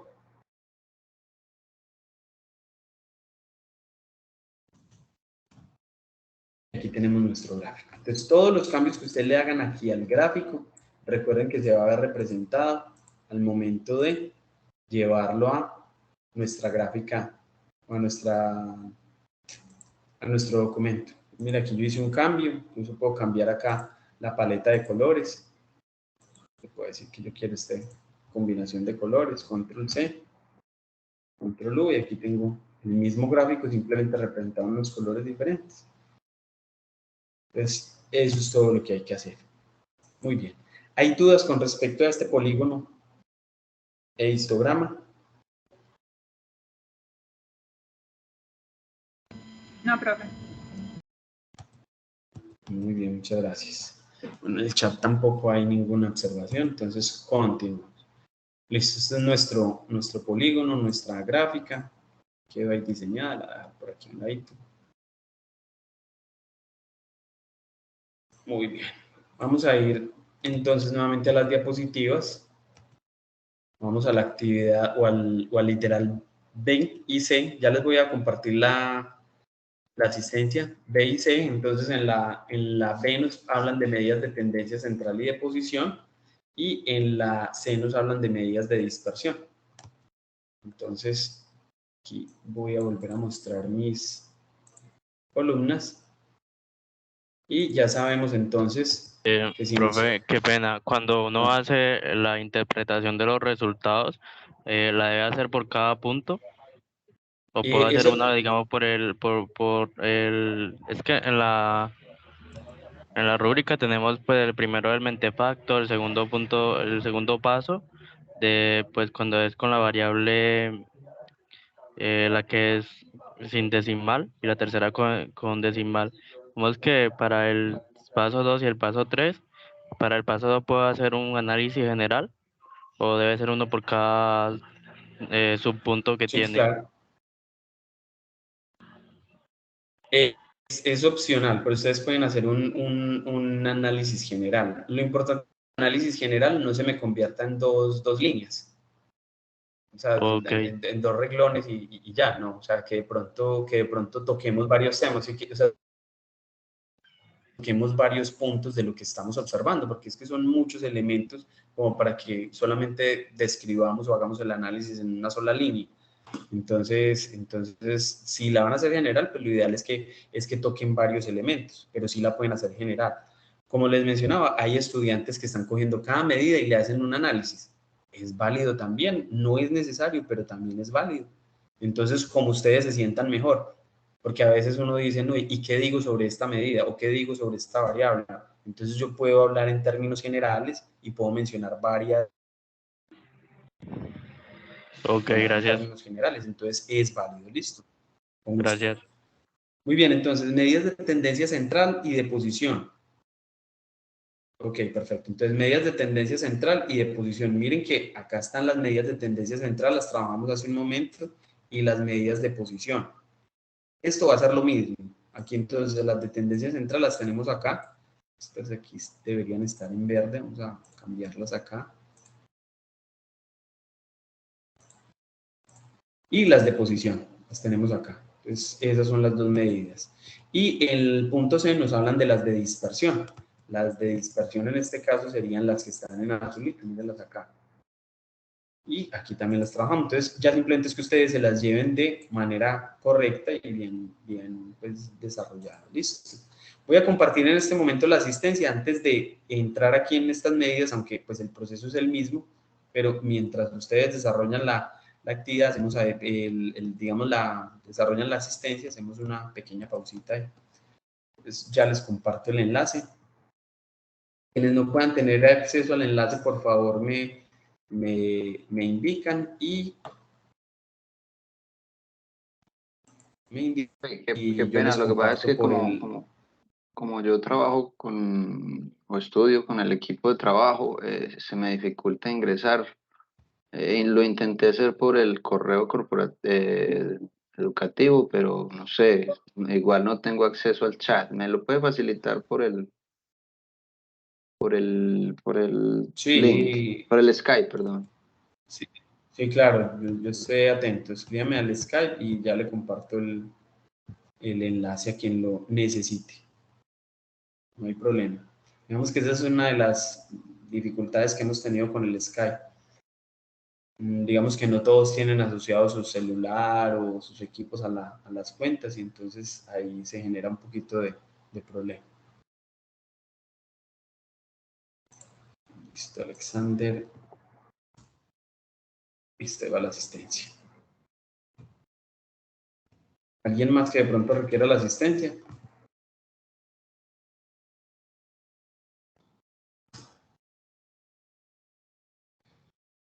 Asistencia lo mismo, correo electrónico de ustedes, nombres y apellidos completos, código del estudiante es la cédula, el correo estudiantil, el programa al que ustedes pertenecen, es decir, la carrera. Recordar que estamos en el periodo 1601, la zona a la que pertenezcan. Una vez seleccionada la zona, pues van a poder filtrar el centro. La escuela a la que pertenece, también la seleccionan. La fecha de la sesión, hoy estamos a 14/04 del 2022, 14 de abril del 2022. Nombre del CIPAS, paso 3, análisis de la información. O sea, seguimos ahí en el CIPAS, paso 3, análisis de la información. En el nombre del curso área de aprendizaje, buscan en orden alfabético, está estadística descriptiva. Y el docente encargado, quien les habla, Cristian León. Ay, profe, qué pena. El CIPA es estadística descriptiva.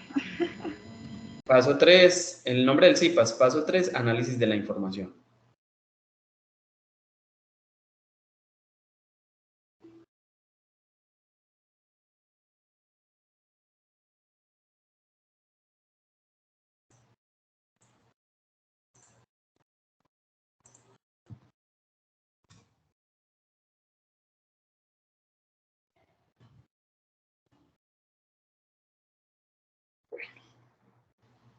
¿Alguien más tiene alguna inquietud ahí con el registro?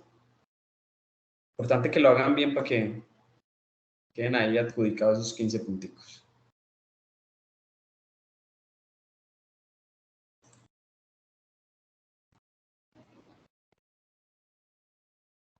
Bueno, muy bien. Listo. En la actividad 3, pues vuelven y nos piden estas medidas. Entonces arrancamos con la media. Recordar que es el promedio, celda donde inicia mi registro hasta donde termina. En el caso de ustedes, los 190 registros. En el caso de la moda, simplemente la función moda, celda donde inicia hasta donde termina. Para la mediana lo mismo, función mediana, donde inicia hasta donde termina. En el caso de varianza, utilizamos la función var.s, desde la celda B2 hasta la B80. En mi caso, en el caso de ustedes, pues va a variar porque son más registros. En el caso de la desviación estándar es des EST, desviación estándar punto M, desde la celda de inicio hasta la celda fin. El mínimo min, celda de inicio hasta la celda fin. Max, lo mismo, función max, celda de inicio hasta la celda fin. El rango, recordar que es el máximo menos el mínimo. Coeficiente de variación es dividir la desviación estándar, que en mi caso es de 3,8, dividirlo entre la media, que es 45,7. Nos aparece un valor, les debe aparecer un valor decimal. Les debe aparecer un valor de esta manera. Y simplemente yo lo que hice fue convertirlo a valor porcentual. O sea, tiene un coeficiente de variación del 8%. Nuestros cuartiles, tiene que ver con posición. Cuartil 1, ya saben que simplemente cuartil, celda donde inicia, donde termina, y le indicamos si es el 1, si es el 2 y el 3. Listo, recordar que esto es 25%, 50% y 75%. El cuartil 4 no se incluye porque siempre el cuartil 4 pues va a ser el máximo, a 56,8. Hasta ahí va a llegar el cuartil 4.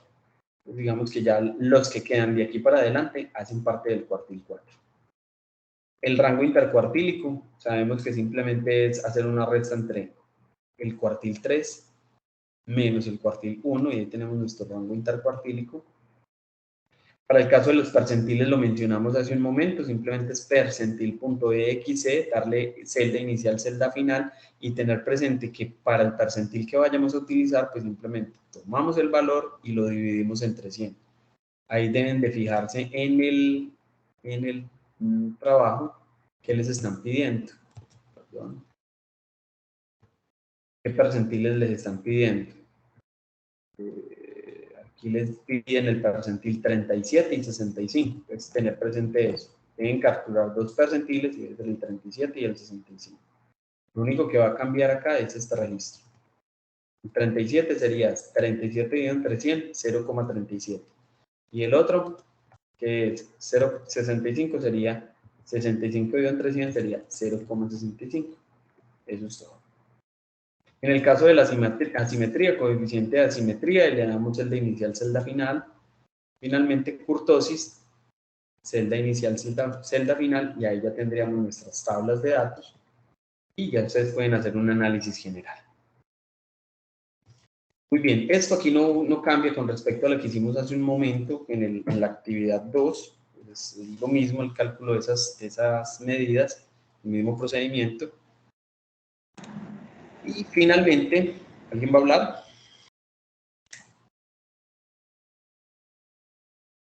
Bueno, finalmente vamos a hablar sobre asimetría y sobre kurtosis. Digamos, son como los dos términos ahí como que son un poquito más complejos o más difíciles de comprender, digamos, a la hora del análisis. Entonces, en el caso de la asimetría, básicamente nosotros podemos decir, o sea, la teoría es muy extensa y digamos que si ustedes consultan, pues van a poder ahondar un poco más en la asimetría. Pero básicamente es que se refiere a la relación que hay entre la media aritmética y la mediana. O sea, ¿qué diferencia hay entre ellas dos? O qué relación más bien, no diferencia, sino relación entre ellas dos. Y entonces aquí nos hablan de tres posibles valores para la asimetría. Los tres posibles valores es que sea cero, que sea negativa o que sea positiva. La asimetría puede tener esas tres posibilidades, que sea cero o que sea negativo o que sea positivo. En el caso de que sea cero, quiere decir que la media aritmética y la mediana son exactamente iguales. Y entonces aquí nos ubicaríamos en esta asimetría. O sea, digamos que la asimetría o que la curva sería totalmente simétrica. ¿Y qué quiere decir simétrica? Que tanto para el lado izquierdo como para el lado derecho tiene un mismo comportamiento. Entonces, eso es si la media aritmética y la mediana son iguales. O al momento de calcular la simetría, esto me dio cero. Si yo voy y me fijo en mis dos actividades, entonces vengo acá, en el caso de la variable 2, la asimetría me dio 0,71. O sea, no me está dando 0. Me está dando positiva, pero no me está dando 0. En el caso de la 3, de la actividad 3, la asimetría nos está dando 0,07. Se aproxima mucho a 0, pero no es 0. Sigue siendo un valor positivo. Entonces, para nuestro caso, no es una curva simétrica. La curva que se genera no es una curva simétrica. Nos dicen acá que si la simetría es negativa, quiere decir que la media aritmética es menor a la mediana. La media aritmética, es decir, esta línea que está acá, es menor a la mediana. ¿Qué es la mediana? El punto más alto que hay acá. ¿Listo? O lo otro que nos dicen es que si la asimetría es positiva, como es el caso de nosotros, quiere decir que la media aritmética es mayor a la mediana. Sería el caso que tenemos acá. Entonces, simplemente cuando nos hablan de la asimetría es, digamos, interpretar cómo está la media aritmética frente a la mediana y ubicarnos en alguna de estas tres gráficas. Entonces, a partir de eso, ustedes ya pueden generar un registro o un análisis y se pueden centrar en esto, en que la media aritmética y la mediana, cómo están con respecto una a la otra. Pues si están bien centradas o una está a la izquierda y otra a la derecha. Entonces, básicamente en eso consiste la simetría. Entonces, esto es como una pequeña introducción, ya ustedes pueden hacer como una consulta adicional, pero básicamente es cómo se comporta esa curva con respecto a la media aritmética y la mediana. Entonces vemos que en ocasiones los datos se concentran más a un lado, puede ser a la derecha o puede ser a la izquierda, o simplemente los datos están correctamente o distribuidos de manera exacta. Eso es lo que tiene que ver con la simetría. Si ahora analizamos lo otro, que es la kurtosis, en la kurtosis nos mencionan 3 elementos o 3 valores. Nos dice si la kurtosis es menor que 3, si la kurtosis es igual que 3 o si la kurtosis es mayor que 3. Entonces, 3 situaciones también dependiendo de cómo está el valor de la kurtosis.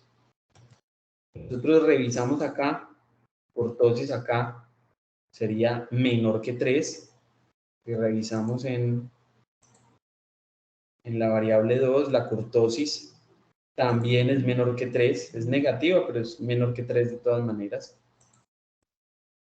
Entonces, ¿qué nos hablan de la kurtosis? Dice que se refiere básicamente a la relación de los datos con relación al eje X, es decir, cómo están distribuidos. Si nosotros miramos esta línea verde, nosotros lo que podemos decir es que los datos, digamos, van creciendo, se van distribuyendo y vuelven y bajan, pero no hay una curva muy notoria, no hay digamos, unos datos muy elevados en algún sector de mi curva. Entonces todos están como muy distribuidos, digamos casi que de manera uniforme, y es la distribución platicúrtica. En el caso de la platicúrtica es cuando la kurtosis es menor que 3.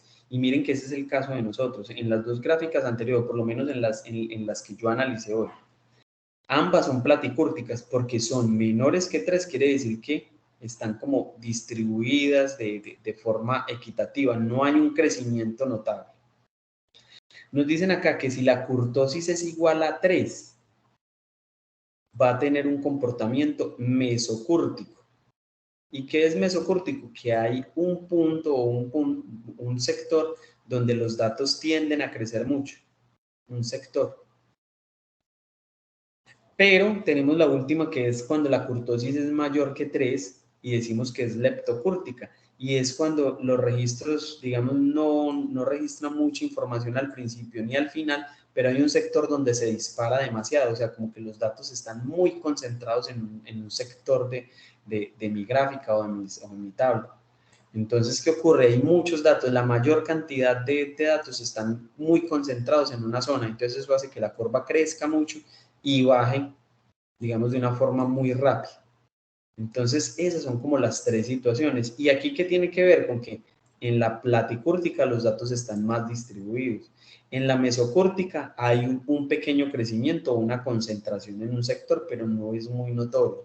Y en la leptocúrtica es que hay un sector donde los datos se concentran demasiado y hacen que la curva o que la gráfica crezca mucho y rápidamente, y también decrezca mucho y rápidamente, o sea, decrezca tanto que llegue prácticamente a no tener registros en la parte inicial y en la parte final.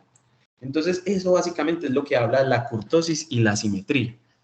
Pero, como les digo, hay mucha teoría y muchos videos que ustedes pueden analizar para, digamos, hacer el análisis correcto de esas gráficas que ustedes están obteniendo.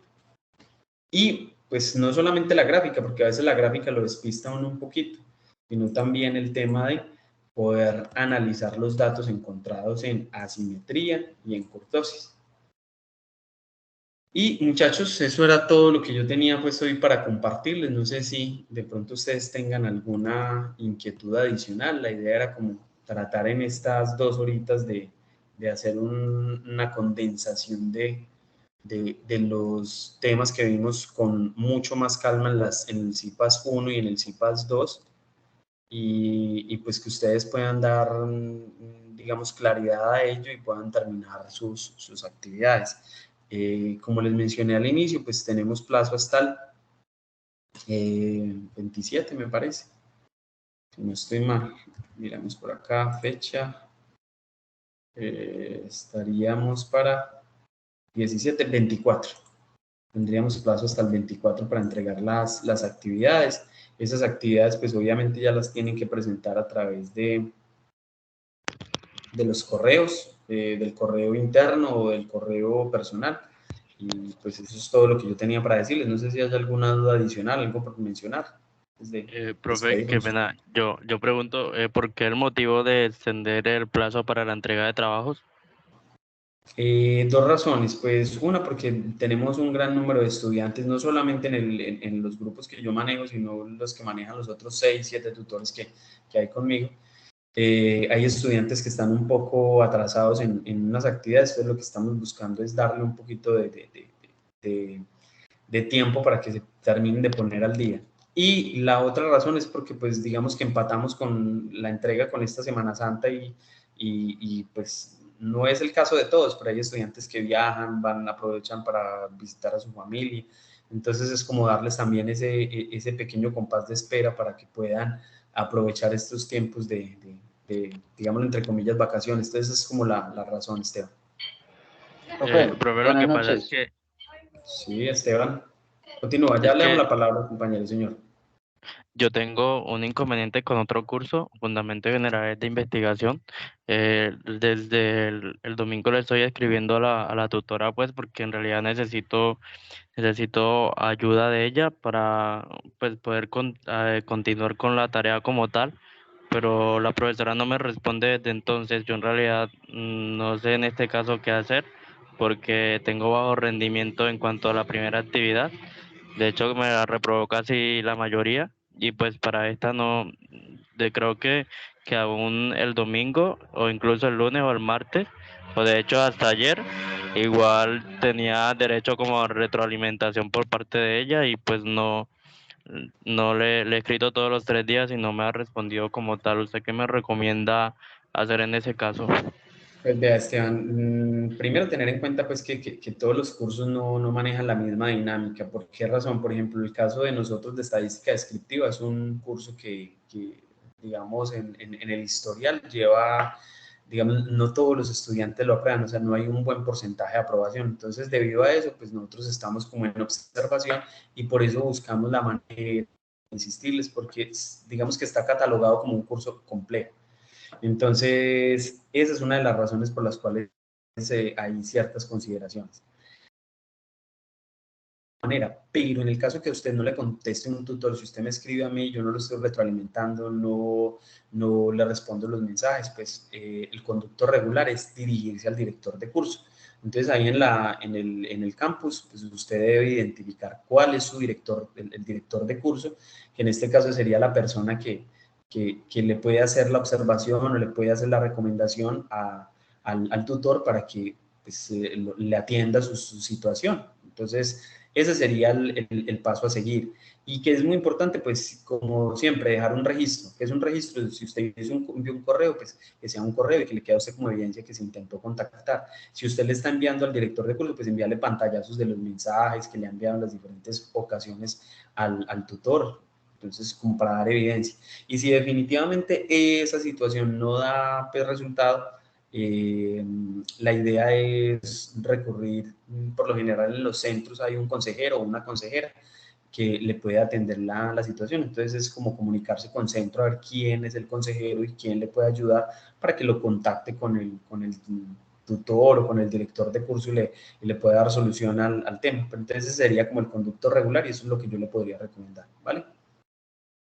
Listo, gracias. Bueno, Alexander creo que iba a hablar. Y, profe, bueno, pues yo tenía dos preguntas, pero creo que usted acabó de responder. Sin embargo, se la hago. Esta extensión de tiempo no es de todos los cursos, solamente fue por estadística. Pues, o sea, yo creería que hay varios cursos que de pronto tomaron la estrategia, pero si es un caso particular, o sea, yo no conozco el tema de los demás cursos, pero digamos que eso fue una estrategia que se estableció con el director de curso esta semana, creo que fue el lunes o el martes, nos reunimos con él y él nos indicó que la idea era extender una semana más, pensando pues en esos aspectos, que hay estudiantes que están atrasados y otros estudiantes que de pronto han manifestado que están en periodo de Semana Santa y pues digámoslo de una manera algunos están recorriendo las vacaciones, entonces es por esa situación, pero no es generalizado en la universidad. Digamos que cada curso se maneja diferente dependiendo de la dinámica del curso. Hay cursos que su aprobación es del 80, el 90, 95%, entonces una aprobación muy alta, entonces consideran que no es necesario dar tantas oportunidades. En el caso de estadísticas, sí tenemos pues una situación de que no todos los estudiantes logran aprobar pues, en un alto porcentaje. Entonces se busca manera de que hayan estrategias precisamente para eso, para que los estudiantes puedan lograr la aprobación. Incluso hace poco yo hice un CIPAS especial para aquellos estudiantes que estaban atrasados. Y ese CIPAS se dedicó solamente a esos estudiantes que tenían esa dificultad y se les colaboró en el desarrollo de las actividades. O sea, colaboró es volverles a explicar, volverles a trabajar y digamos que la idea es eso, que ustedes tengan esa alternativa, porque sabemos que estadística descriptiva para algunos es muy fácil, para otros les causa mucha dificultad. La segunda es que la extensión del tiempo no disminuye el porcentaje de la nota, ¿cierto? No, señor, para nada. El tema de disminuir, perdón, de aumentar el tiempo, cuando es oficial, no baja para nada puntos. Ya después del 24, seguramente habrán unos plazos adicionales, posiblemente, como siempre se da, pero ya es sobre el 60% de los puntos. En este caso, si son 120, serían 72 puntos, lo máximo que podrían obtener, o sea, como para lograr la aprobación. Muchas gracias, profe. Listo. Georgie, perfecto. Que estés muy bien. ¿Y alguien más de pronto? Va a parar de todas maneras la grabación.